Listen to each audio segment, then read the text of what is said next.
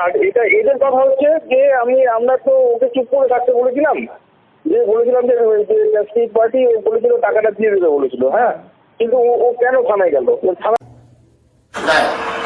আপনি আসছেন দিতে, আমাকে রিটেন কমপ্লেন দিতে আসছেন, আমাকে যদি রিটেন ওরা কিছু দেয়, আপনি আসছেন দিতে, আমাকে রিটেন কমপ্লেন দিতে আসছেন, আমি অ্যাকশন নেব। রিটেন যদি কিছু দেন না, তাহলে অসুবিধা হবে।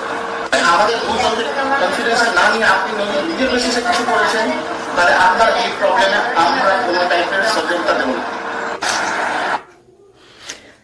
ব্যাংকের খুব খুব ইম্পর্টেন্ট ক্যাশক্রেডিট কাস্টমার রিটেন কিছু দিবে কিনা সেটা এই কাস্টমারের চেয়ে আপনি আগে জানবেন, এটা আমি কিন্তু ভালো করেই জানি। আর এটাতে আপনার সহযোগিতার কি দরকার আছে? কি সহযোগিতা করবেন?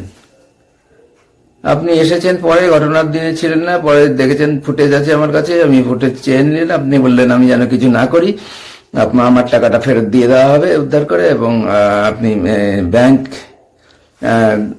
এই অপরাধী চোরের বিরুদ্ধে ব্যাংক আইনি ব্যবস্থা নিবে।